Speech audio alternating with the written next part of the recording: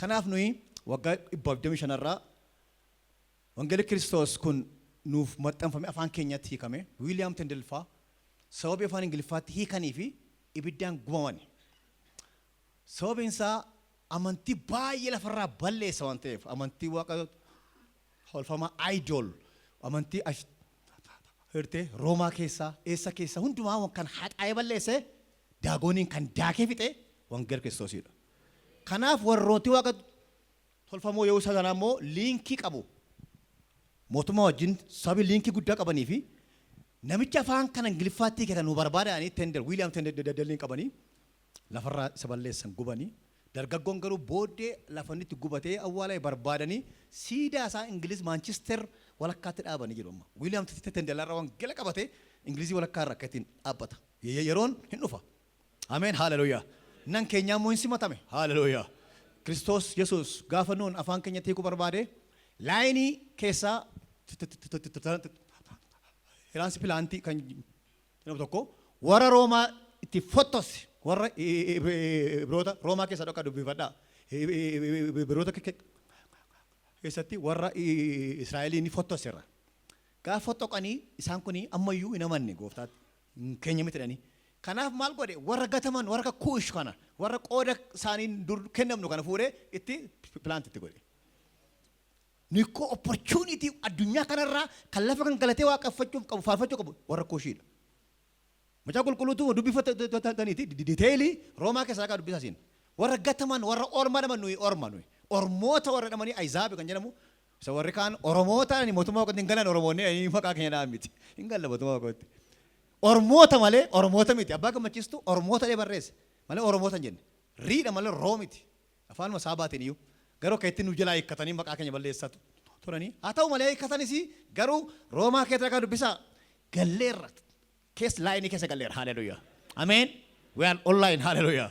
Kanaaf wangeelli kun Kirishina isa bahee fiigee jaarsi fudhatanii fiiganii dhufanii ijoollee isaanii ashawaa Sudaan keessatti maatii isaanii awwaalanii dhufanii meeqa gatii baasanii dhufanii Isqafaanas fa'aa booddee maal fa'aa booddee raajota baay'ee dhangala'ee dhufee nu bira gahe haaleluyyaa. Kana booddee naan kabaan afaan kootti kamee giingeen fiingeetti deebi'e. Atoo afaan kootti kamuu baatee hin dhaga'uun ture wangeela. Contextualiidha wangeelli. Kiristoos Phaawulos gaafa laga bonnoo bu'e sana afaan isaaniitti. Gooftaan sun mataan isaanii even afaan harmaayikee haasa. Afaan harmaayikee jechuun afaan Gibxitti wal keessa bade jechuudha. Synchronized jechuudha. Synchronism wanta wal keessa badee tokko afaan tokkotu uumame Gibxitti. Ibrootas miti, afaan Ibruus miti, afaan maalis miti. Harmaayikee jedhame. Gooftaan afaan kana haasa'e maaliif afaan warra boojuu godhe kana warra garboota kana warra galan kana bira goree afaan isaanii haasa'e wangeela misiraachuu ittiin gahe haaleluyyaa. Ameen.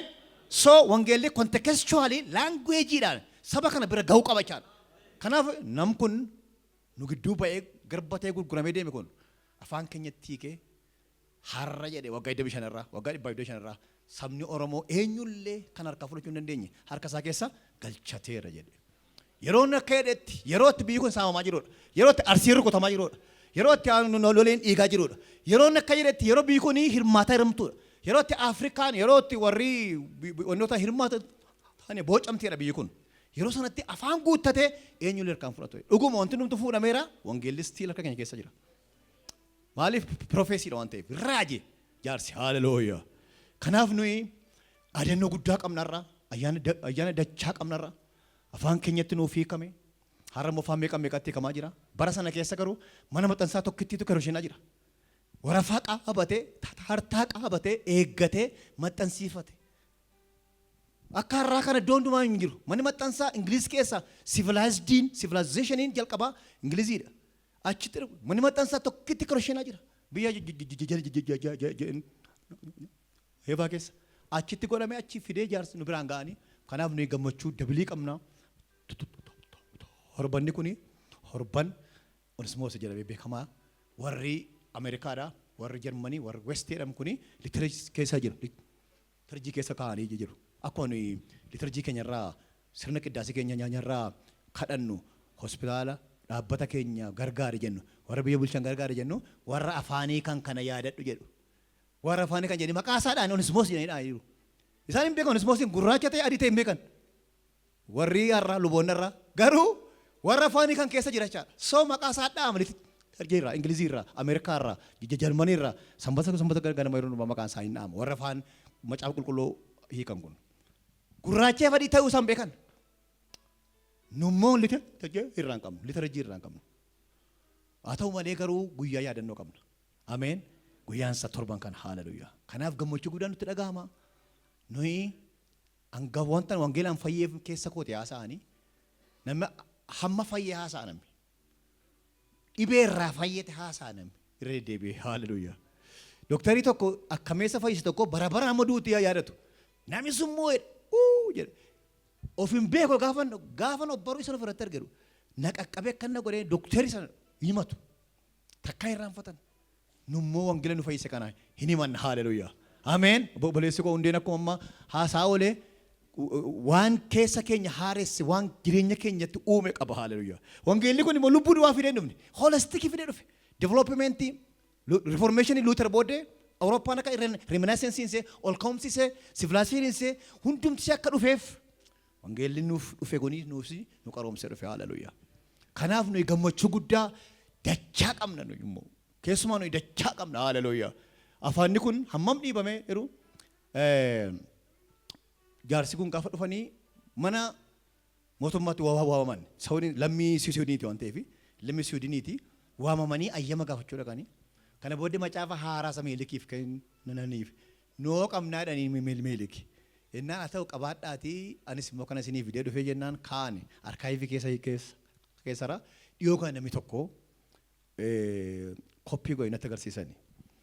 Macaafa san jira stiili abbaan gammachiis bara sana haaraa kennaniif yeroo sana maal jedhanii egaa har'a naannoo kanatti kiiloomeetira 400 asitti 5 asitti siin ayyamnu 500 nurraa fagaadhanii jijjaaja haarsaan haa ta'u dhees okkee waaqa isaan eebbisuu warra akka jedhesi nu bira ga'ee achi ol immoo dhufee nan kaannes immoo isaan matti ol deebi'e bishaan immoo gaafa miilla ga'u gootee jennaan mataa rabaa wanta miillatti ergan isaan mataa irra siin ba'e dhufe haaleluyyaa. Ameen. Maqaan isaa ulfaatu. Developmentiin ni fidetu nu haasofsiisa. An fayyee afaan koo hiikamee kabaan kun giingeen fingetti deebi'ee faarfannaan afaan koo hiike na keessatti hafe qoricha illee tokko ittiin fayyuu hin dhiisu hin liqimsani. Fayyiteetta qoricha dhaabe dhumini. An garuu fayyee hin dhaabne qoricha isaan mayyuu hin liqimsaa jira. Qoricha fayyiteetta dhaabe dhu. An immoo qoricha ittiin fayyee kana hin dhaabne haaleluyyaa. Liqimsaman jira sagalee waaqayyoo ittiin fayyee waan ta'eef. Afaan koo hiike waan ta'eef guyyaatti al sadii afurii liqimsa. Gaafan biiroo keetaa uyyuu natti dhufa afaan haaraan tarrrr godha. Warri ormaa baay'inni maal ta'e mucaa jedhee dhiisaa hin bira deebi'u malee yookaan afaan Oromoo haasee Oromoo waan ta'eef afaan haaraan afaan Oromoo itti fakkaata. Hin beekani Oromoo waan ta'eef nan nagaa afaan koo nagaa waan ta'eef afaan Oromoo haasaa jedhadhu. Haa ta'u malee natti dhufeennaan kilik goonaan gadhiisuudha haaleluyyaa. Nan faarfadhas immoo natti dhufeennaan. Shintibeetii keessa nan faarfadhaa namni shintibeetii bukkee taa'u tokko toddana akkanaa jedhaa yookaan hin sirbaa jedhaa garuu wherever iddoo hundumaatti dhufachaadha haaleluyyaa. Kanaaf nuyi warra ayyaantummaadha nu hin ayyaanomne akka haaleluyyaa. Wangeelni bira ga'uunsaa saba kana bira ga'uutu nutu gatii wangeelaan baafnu nutu legaasii history repeating goone. Maayid warri seenaa history repeat by itself jedhumi seenaan deebi'ee ofiisaa irra deebi'aadha. Kanaaf seenaa kana irra deebi'uu qabna. Wangeelli kun hiikameera. Wangeela haaraa hin natuun ta'in wangeela kana fuunee fiinna. Kirooshinaa ka'ee fiigee dhufee nummoo asii achi kirooshiinaatti deebisuu qabna amma achi diilallaa yeroo waan ta'eef. Haaleluu.